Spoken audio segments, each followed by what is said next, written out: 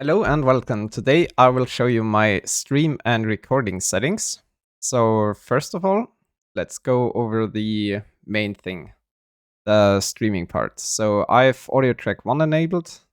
I will show you how to enable the audio when we get to it, but don't you worry, it's pretty easy. So I use the video encoder Envenc H264. I have to clarify, that's only recording settings for Nvidia graphics cards. I'm sorry, my AMD bros, but I don't have an AMD graphics card, so I can't tell you what the best settings for that are, but this is pretty much a lossless FPS guide, so you don't lose any frames, or I don't lose pretty much any frames. That's pretty nice. So let's go over it. I go CBR. Normally it's on QPC, but I don't like that, so I'm on CBR because I can tune it way finer. My bitrate is 28 megabytes per second, so I have 30 megabytes upload, so I have a little bit of space that doesn't get filled. I don't want to have 30, so sometimes it loses a bit and you lose frames, so that's not good for the recording. My keyframe interval is to 2 seconds, preset is to P5, slow and good quality, tuning is to high quality, multipass mode is to 2 passes, that's standard, I wouldn't change that, profile is to high, and GPU to 0, B frames to 2, and yeah, the visual tuning I have enabled, the look ahead I don't have enabled.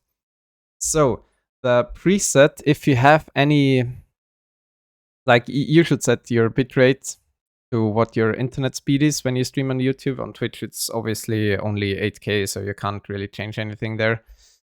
And then on the presets, if you have performance issues, you can go to medium or to P3, but I wouldn't go under P3. Like if you have a 3080 or something in that area, you should be good to go with P5. Okay, so let's go to the recording. If you want to stream and record, you should use the stream encoder. Then you don't lose anything. Like I can show you right now. When you go to the task manager, you know, you have your process, and then you have, I don't know what's like your thing. I don't know the word in English, sorry. You can see here in this little tab, this is the video encoding. That's the chip, not the GPU chip, the video encode chip. And this shows you how much of the chip is needed. If you have the stream encoder set to, like the video encoder for recording set to anything differently, it will instantly go up to 80-90%, and on difficult maps like Martane, where there's a lot of leaves and stuff like that and trees, it will go to 100 max out, and you won't have a good recording if you stream and record. If you're only here for the recording, I will get to that in a second. Okay, so I would highly suggest use the stream encoder so you don't lose anything. As you can see in the audio, I have 1 to 5 enabled. I will get to that in a second. Okay, here we are again. So, as you can see, I set the recording, how I would record for official matches when I want more quality and I know I don't stream. So I put it to H265 again. I go to CBR, and then here I go to mostly 60 megabytes per second. That's like a really, really decent quality. I can show you a clip right now. Let me check. Where is it? Ah, there it is. Like this is on 28 kilobyte per second. You see that the leaves here are not that good. For me, it is a usable quality for my streams and for recording highlights, etc.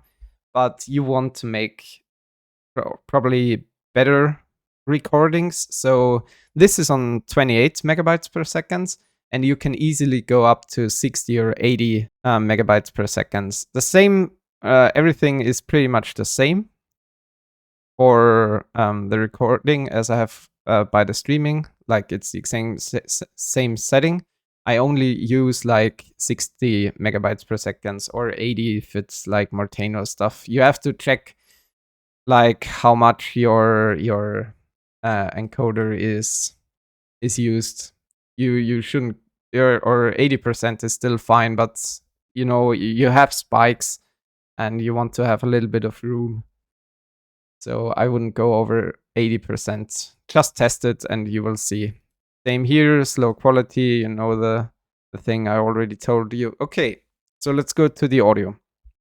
If you want only 2 tracks, like your mic and your game, then you don't need this and you can pretty much skip this to the end because that's only audio talk for now. For audio, I set the sample rate to 48 kilohertz because I had some really annoying artifacts that always, yeah, like it's a crackling thing, and I got rid of it with my settings now.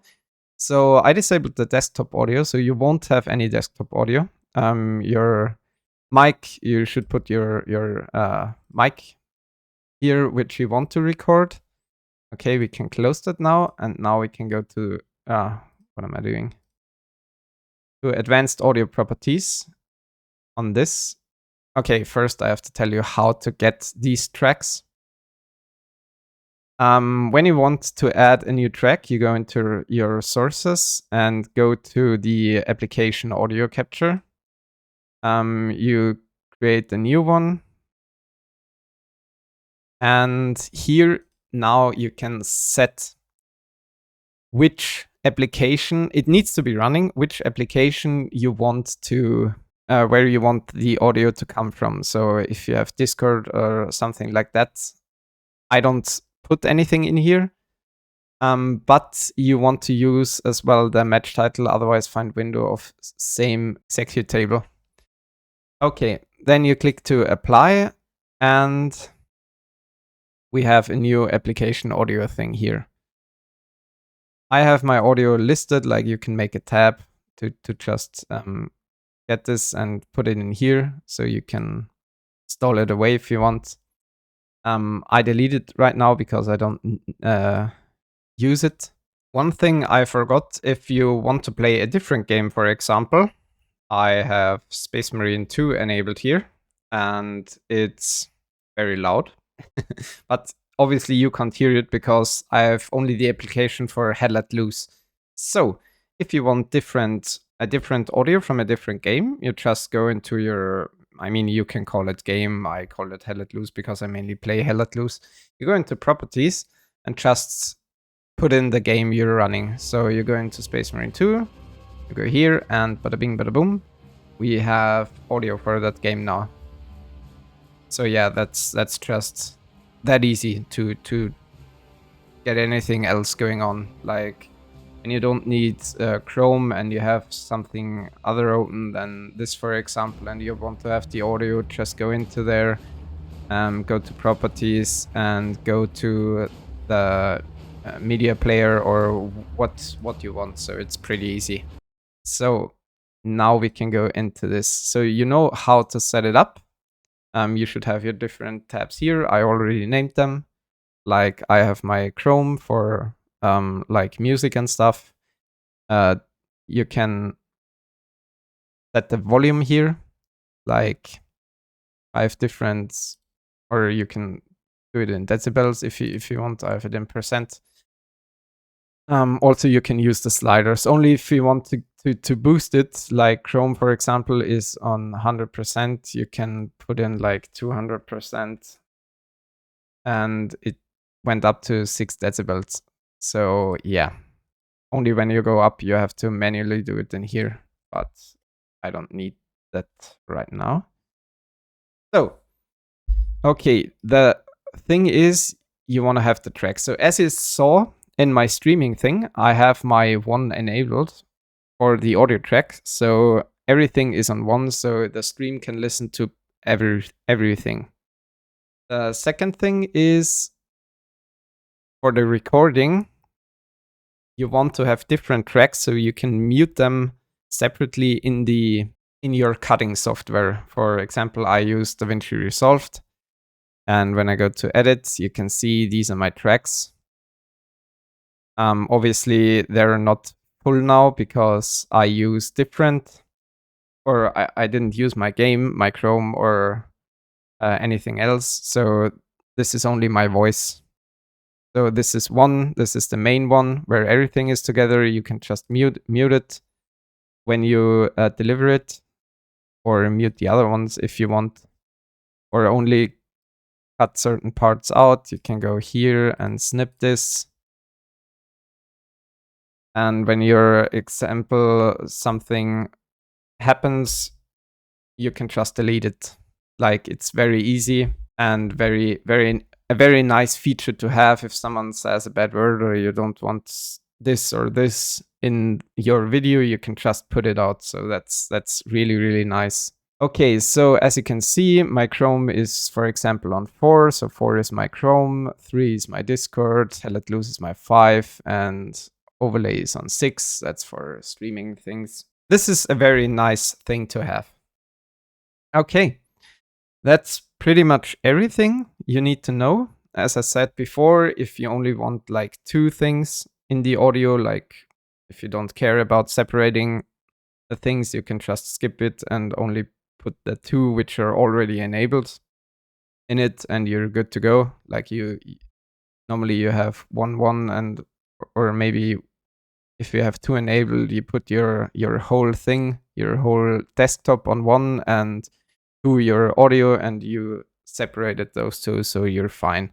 And yeah, that's pretty much it. Or you can have 1 for streaming and 2 on audio, so it doesn't really, or you also have different audio tracks for the mic and your desktop.